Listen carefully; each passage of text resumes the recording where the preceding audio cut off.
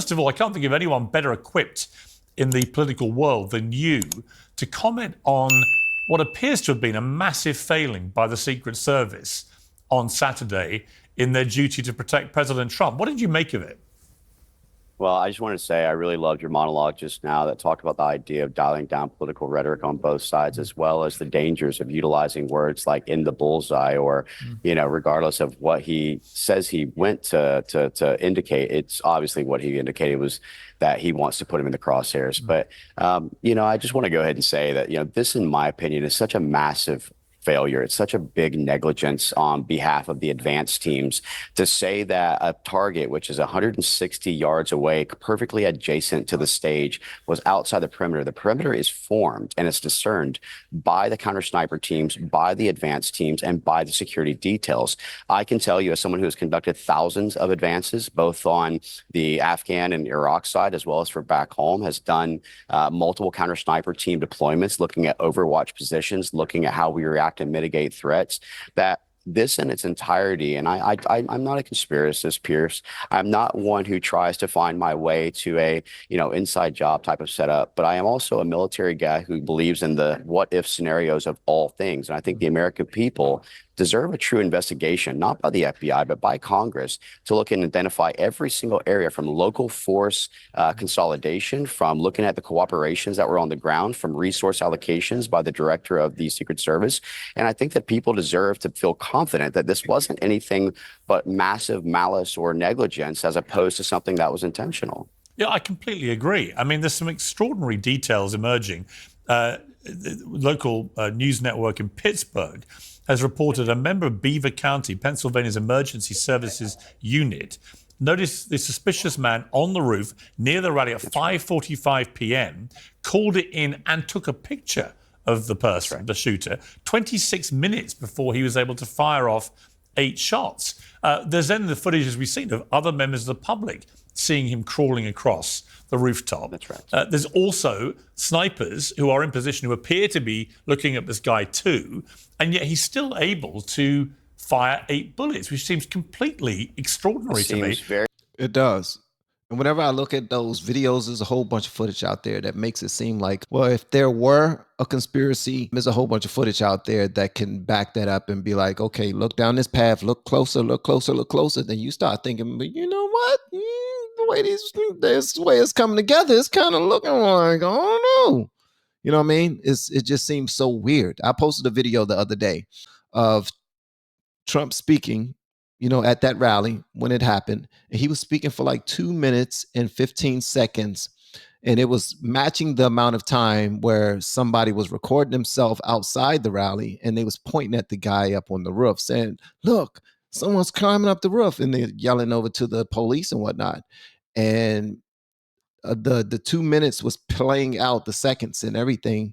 And bro, when nobody get to him. So when it comes to this type of stuff, I'm not very knowledgeable. So I try to watch these type of conversations. I look into it on my own time just to educate myself. Sometimes it gets too boring that I stop really wanting to read about it. So I want to watch videos about it. That will be edutainment for me, if that makes any sense. Okay, you probably didn't ask for all that, but I appreciate y'all pulling up anyway. Make sure you hit the like button and share this bad boy if you like, okay? We have been teaching people how to grow online. It's been absolutely amazing. We have 3 people who have been able to reach monetization in less than 30 days. Growing YouTube channels, some from 0 people. We have one guy who had 2 subscribers before he started working with me. He started helping him. His views went up 4.8 million%. We're super excited. If anybody ever want to grow on YouTube, you reach out to me with the word coach. Especially if this all happening 150 meters from the President Trump, who has been president and may well be again. Well, it seems very suspicious. In police work, they call these clues. The thing that really was sounding off to me, though, is the fact that, at a minimum, let's just go ahead and give every single possibilities of just negligence as opposed to something else. You know, you could have put and said, there's not enough resources. All right, fine. Let's put a patrol car in the parking lot of AGR, which was the company, with the doors locked and the lights on. There's a deterrence.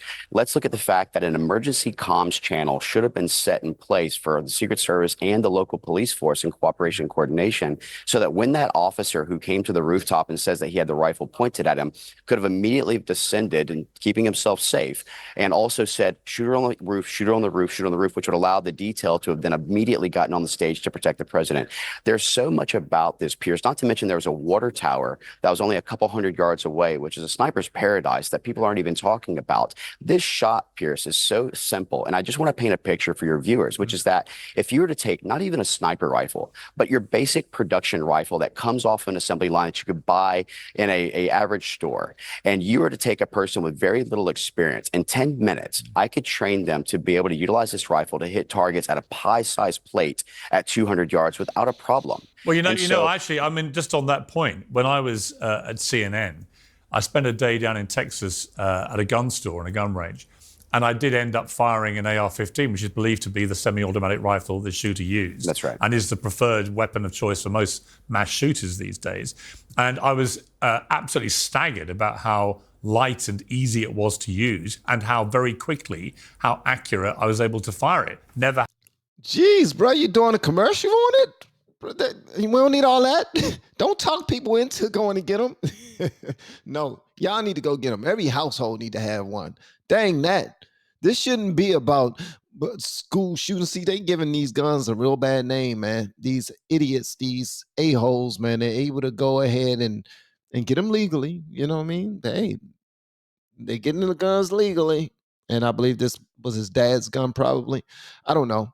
But it does seem like he's doing a little mild commercial. Like, man, this joint is light. I can run fast with it. I could duck under bushes with it. I can sneak in somebody's car with it and lay down in the back seat and wait for him with it. Like, bruh, you calm down. with my mask on, nah. Having fired guns in my entire life. So I can completely endorse what you just said. It is a very easy to use weapon. And he was so close. And it's also it's one that within, if you think about it, we call it minutes of angle on each rifle, which means that's essentially, it looks at your bullet trajectory, your bullet compensation, all these different things. But what you would say is that at 100 yards, you have a 1-inch grouping capability, at 200 a 2-inch, et cetera, which means that at 160 yards, that rifle, let's just say it's not even a good rifle, it's only a 2 MOA rifle, is only shooting a 3.2-inch grouping. The average head is 6x8. The average shoulder is 20 inches long. The average head to waist is 40 inches. So when you think about, this is a game of milliseconds and millimeters that saved the president's life from being an attempted to an actual assassination. This is really something that, I hate to say it, I have to just be like this, but it's got to be divine intervention to the thoughts that this didn't eliminate and take out the life of Donald Trump, and the fact that it should have been prevented from the beginning. Corey, the other thing that struck me as extraordinary in terms of the way the Secret Service responded to the shooting was that after the president was hit, they dragged him to the floor, but they then allowed him to stand back up. And one of the female agents in front of him was clearly a lot shorter than Donald Trump. And therefore, his whole sort of upper torso, including his head, was clearly visible to potentially other shooters who may have been in the area, which nobody knew at the time. That does not strike me as normal Secret Service protocol. Well, you know, they did a good job of putting the body barrier on it. But I will note, though, prior to actually having the president stand up, you hear one of the Secret Service officers ask, is shooters down, shooters down? So they at least were looking at the existing and the obvious threat as being mitigated. And so that is kind of within protocol. I do understand your concern as well, which is mine, which is that there wasn't enough to actually body shield if you look at the height and the size of President Trump with someone else. This is why, and I don't mean this to be, you know, kind of hyperbolic or that it's trying to be a rhetoric to try and spin things up, but he about to say it. What he is about to say is going to piss off a lot of liberal women. I already know it. Hey, put your feminism to the side, please, and enjoy the ride. All right. This is why when we look at the ideas of the DEI, the diversity, equity, inclusion, it does put things at risk when you say we need a percentage of X, right? Because DEI can mean DIE. We have to think about the fact that it should be about meritocracy, and especially when you're talking about the protection of the president or other lives. Well, it was very striking to me that last night when Trump appeared at the RNC convention to wild applause, it was an amazing scene. He looked quite emotional, actually, but he was surrounded by a far bigger number of Secret Service agents, all of whom appeared to be very big, tall men. Yeah. Well, I think that you see where the entire RNC and especially here in Milwaukee, Wisconsin, has really ramped up their security protocols, and for obvious reasons. Sometimes it is a bit of a knee jerk where they overcompensate for a failure in the past, and I think that's what they've done in some cases here when it comes to the RNC. But certainly the president, he definitely needs this protection. I agree with you. There was a different look in the president, a look of unification, a look not of fear but of defiance, and of the fact that we have to understand he also saved his own life. He did exactly what he was trained to do, which is that when you take fire, even from a tactical perspective in the military, otherwise, you drop to the ground, you minimize your silhouette, and then you go ahead and look at where the actual target, or what they call a react to contact drill, is to mitigate the threat. What the president does, and I'll tell you one damn thing, this brother knows his job, don't he? He knows his job, man. He's saying measurements and everything. He ain't say anyway. You know, like somebody we know. Okay, let's go. in his actual hour, or moments after the incident is truly remarkable. I've trained with people who the fight or flight reaction in individuals, even being trained, they get stunned, they freeze, in the event of getting hit or getting shot.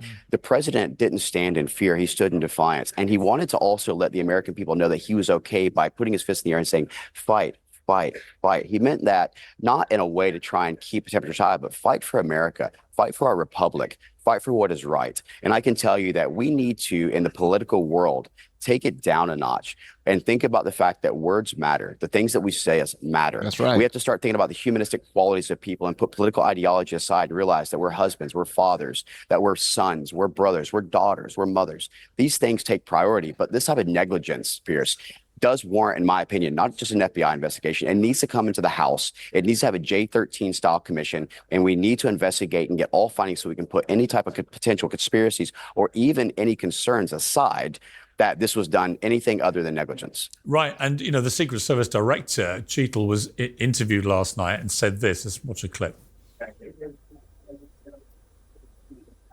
When you saw the events unfold on Saturday? Shock. And then concern. This is an event that should have never happened. Who is most responsible for this happening? What I would say is that the Secret Service is responsible for the protection of the former president. So the buck stops with you? The buck stops with me. The president and Homeland Security Secretary said today they had 100% confidence in you, but there are some members of Congress calling on you to resign. Do you plan to stay on? Absolutely. I do plan to stay on. They not playing. They not playing. This is called CYA. What does that spell, ladies and gentlemen? CYA means cover your ass. Yeah, cover your ass. Something that the federal government does extremely well. They cover their tail really, really, really, really well. You're not going to blame me for something that we can blame somebody else for. We know that we messed up at the top, but we're going to make sure we put somebody in place. Okay, so in the beginning, they're in support of DEI. Like, they're really pushing the DEI. Like, I think one of her main missions was she want 30% more women. Like, that's one of her main missions, 30% more women. What does that have to do with safety? That should not be a part of what you want to do in this job. 30% more women. So she's already moving wrong in this whole thing.